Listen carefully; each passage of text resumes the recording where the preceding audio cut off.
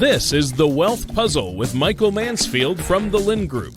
When a part of your financial strategy is out of tune, your long-term goals, your retirement savings, and your legacy can all suffer.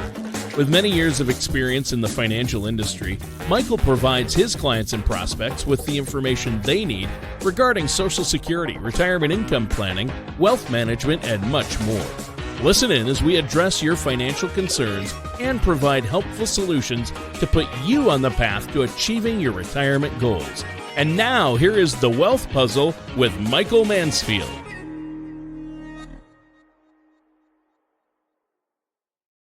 Hey everybody, thanks for tuning in. I'm Mike Mansfield. Boy, oh boy, first and foremost, hope everyone had a wonderful Easter holiday weekend and break. It was nice that the sun came out here locally in Ventura. It was a beautiful day yesterday. So obviously, though, we all wake up this morning to more headlines, more drama. The stock market's down in the moment. I'll kind of touch on it in a minute, what it's all about, because it's really just headline driven this morning. A little tiff, we'll say, between the president and the Federal Reserve president. So two presidents are having opposing opinions. What I thought was interesting, though, over the weekend, last week we started having earnings coming out. So this is a big week for earnings. We have 100 S&P 500 stocks that are posting earnings this week. So as much as we have headlines and chaos and tariff wars and blah, blah, blah, we're also fighting over the data points of earnings coming out. And as those earnings come out, there's going to be a lot of uncertainty associated with the earnings, because one of the things that companies, it appears, are starting to do is they're starting to give rather diminished guidance for the year, because they're saying, hey, with uncertainty of not knowing what policies are, not knowing what tax laws, not knowing what the tariffs are going to do, we're just not quite sure how this year is going to shape up. But a couple interesting things did come out. Let me pop it up on the screen here. So Bank of America had their earnings. And those were pretty entertaining, because they came out. Actually, financial companies have been doing really well. We like looking at financial company earnings because they hold all of the tea leaves. They hold all of the lending. They know all of the consumer spending. They know how much people are accumulating on credit cards and how much interest they're paying and all of that kind of fun stuff. And so, it says here on the screen, it says a surprising response about recession. And so last week when Bank of America came out, blah, blah, blah, let me scroll down to where it says it. Jeez Louise, how do you scroll on this thing? Here it is right in the middle of the page. Basically, the CFO of Bank of America said that they do not see a recession on the horizon. And you're like, well, that's weird, because the mainstream news keeps telling me that we're in a recession. The recession has begun. But Bank of America's argument is, hey, look, we're a major financial institution. We deal with a bajillion different people's finances. The consumer is spending. The consumer is active. And since 70% of our GDP is consumer spending, we don't see the recession coming.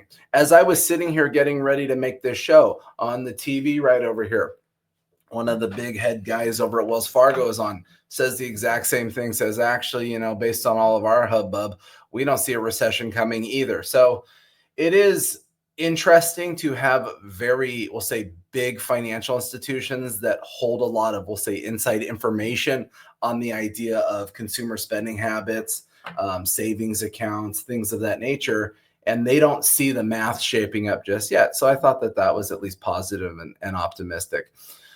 Now we kind of enter some of the headlines, right? So since last week, the president started harping on the Federal Reserve President Jerome Powell, saying, hey, we need some rate cuts.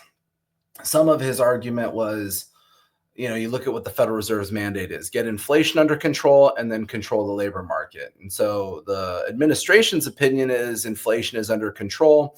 And there's a lot of different data points that they're using. You could look at oil coming down. Energy prices obviously have a dramatic impact on the future projections of inflation, because the cost of a barrel of oil then affects the cost of fuel, which then affects how much it costs to get your tomato to the grocery store.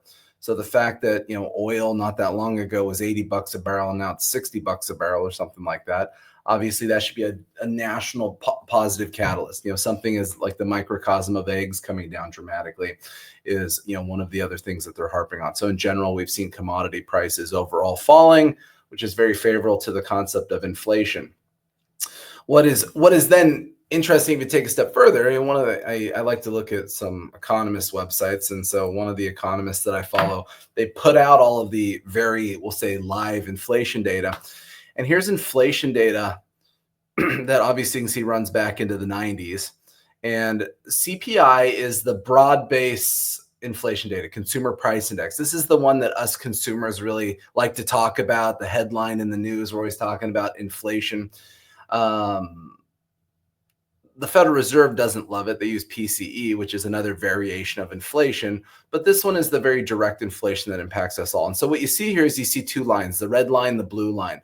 The blue line is current CPI inflation, consumer price index, and you can see right now it's at 2.4%.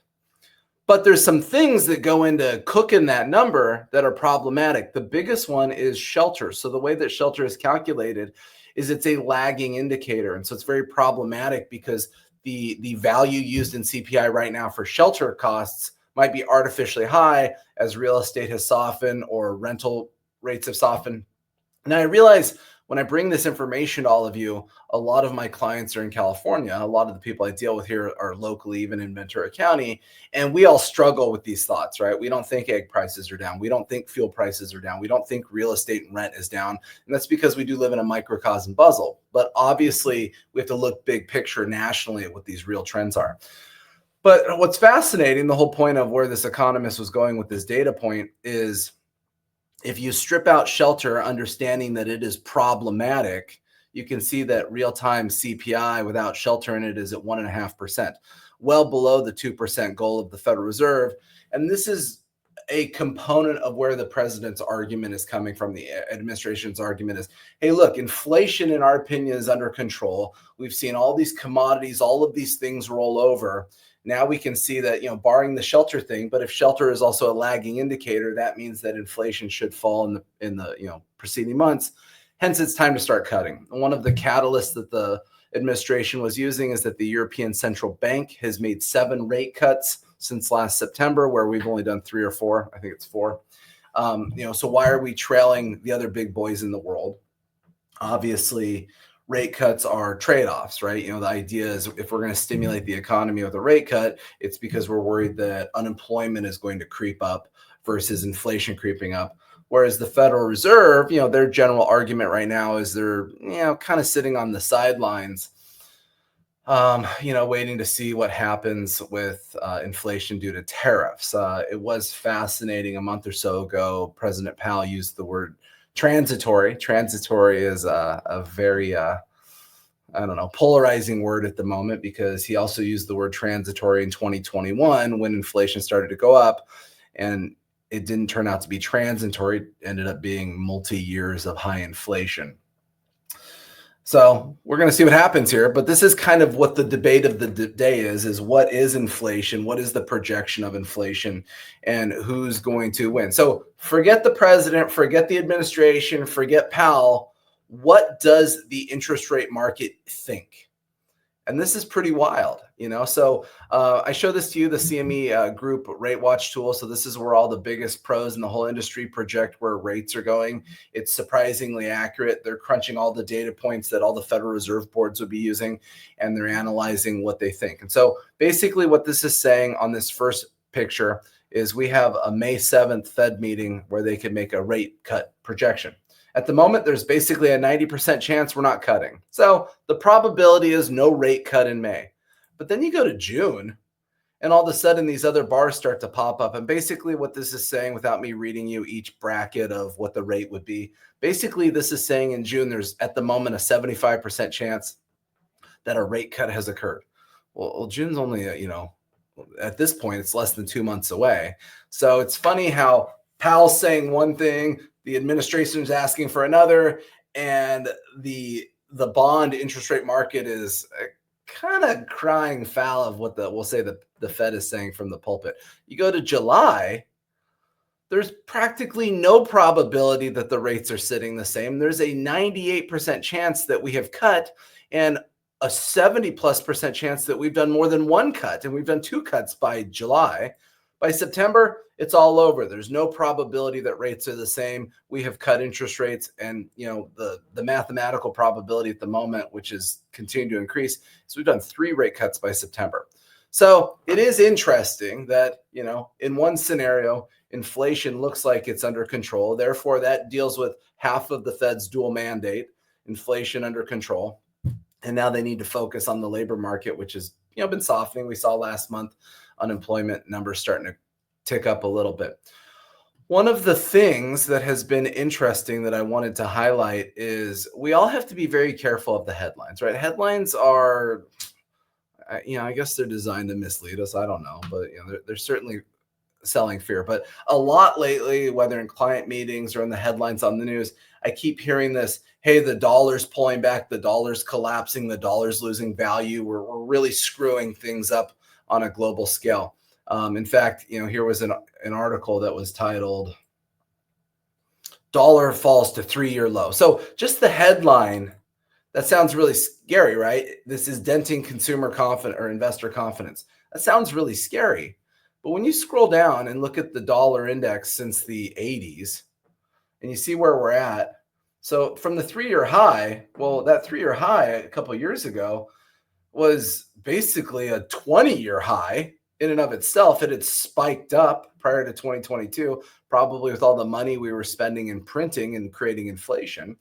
And it's just kind of renormalized. And when you look at where the dollar index is sitting right now, it's already still sitting at a very middle of the road high point. So the idea that the dollar is low, it is scary, it is offensive, I think is a little dramatic at the moment. The dollar is trending at a high watermark as it has historically. Every once in a while, you see there was a big spike in the 80s. You see there was a big spike, around 2000. So nothing too crazy. But in any case, I thought these were some good data points. I remain optimistic. I think that, Trump is going through a very complicated negotiation process to, do whatever he's going to do. And hopefully over the next couple of weeks, we hear of some great trade deals that are set up, certainly with Europe, maybe South Korea, Japan, maybe India. And so we'll see how these things play out. If you got questions, give us a call, 805-500-7035.